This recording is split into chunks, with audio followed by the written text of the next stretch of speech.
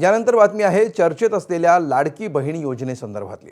मुख्यमंत्री माझी लाडकी बहीण योजनेच्या छाननी दरम्यान तब्बल 14,000 पुरुषांनी या योजनेचा लाभ घेतल्याचं उघडकीला आलंय।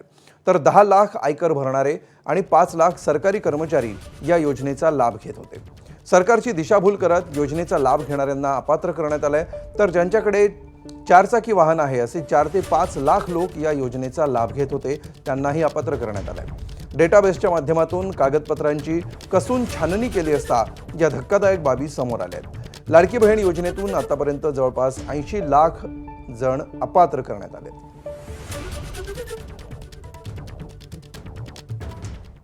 तर लाडकी बहीण योजनेमध्ये धुळफेक करत 14,000 पुरुषांनी देखील लाभ मिळवल्याचं उघड झालंय। अशा बोगस लाभार्थ्यांकडून वसुली करणार असल्याचं मुख्यमंत्र्यांनी म्हटलंय। दरम्यान केवायसी न केलेल्या महिला लाभार्थ्यांचाही निधी रोखलाय, मात्र त्यांच्याकडून आधीच्या निधीची मात्र वसुली होणार नाही असंही त्यांनी म्हटलंय।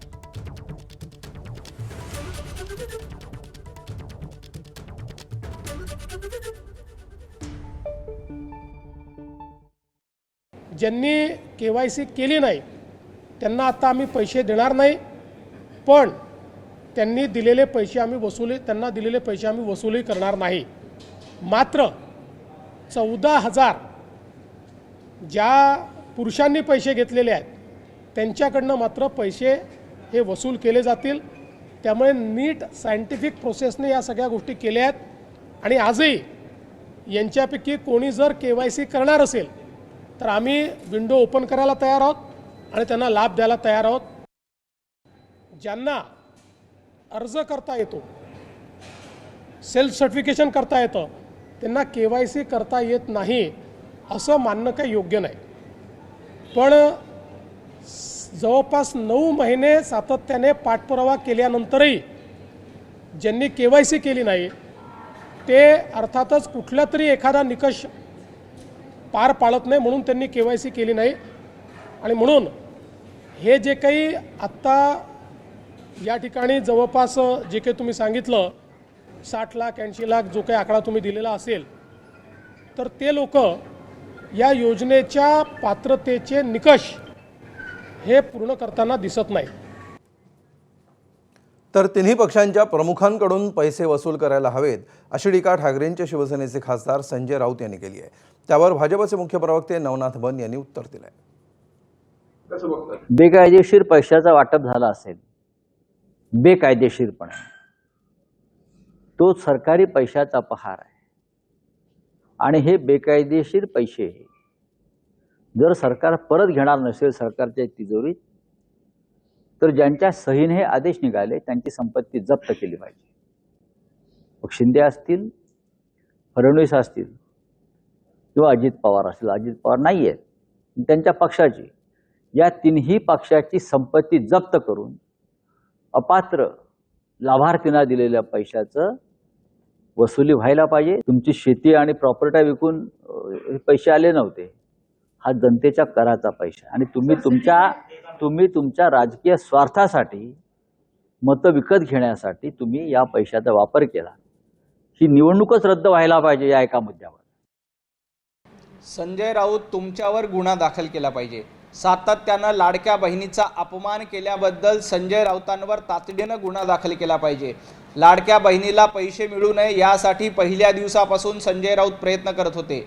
लाडक्या बहिणीला 1,500 रुपये मिळू नये यासाठी कोर्टामध्ये धाव घेण्याचं काम देखील उभाटा गटाकडनं केलं, काँग्रेसकडनं केलं। संजय राऊतांची मनापासून इच्छा होती की लाडक्या बहिणीला पैसे देऊ नयेत।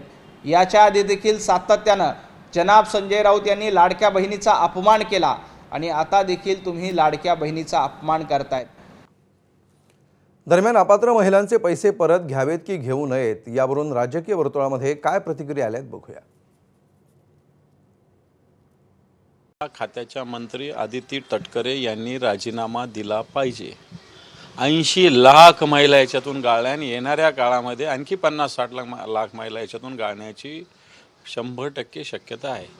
केवायसी कारण, अन्य अटी शर्ती कारण, वेगळ्या अटी शर्ती लादून याच्यातून कमीत कमी करायच्या। योजना बंद करता येत नाही ना, मग योजनेचे जे लाभार्थी ते कमी करायची ही कृती भारतीय जनता सरकारची। जसं त्यांनी शिवभोजनचं असंच केलेलं आहे योजना बंद नाही करता त्यांना वर्षभर पेमेंटच द्यायला नाही, गरीब लोक बिचारे कंटाळून बंद करतात.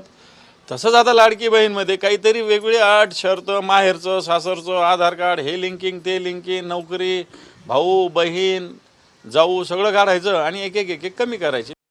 असं काही चुकीचं आहे, कोणी काय बोललं मला माहिती नाही, काही राजकीय फायद्याची नाही आहे. मी आधीही सांगितलं, काही नावं कमी झाल्या याचा अर्थ असं नाही की परमनंट कमी झाले आहे.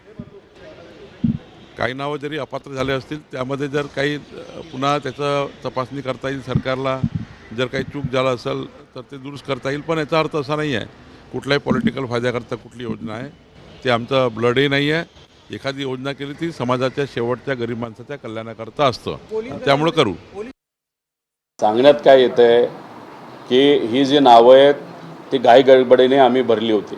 10,000 पुरुष आहेत आणि इतर कुठंतरी ज्यांच्या निकषात न बसणाऱ्या महिलांनासुद्धा आम्ही तिथं पैसे दिले.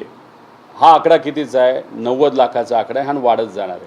ह्या 91 लाख महिलांना जे काय खात्यात पैसे गेलेत त्याला कृपा करून, तुमच्या चुकीमुळे गेलेले, कृपा करून त्यांना कुणीही त्या ठिकाणी अडचणीत आणून त्या दबाव आणून त्यांच्याकडे पैसे वसूल करू नका. वसूल करायचे असेल तर नेत्यांकडनं त्या ठिकाणी केलं पाहिजे.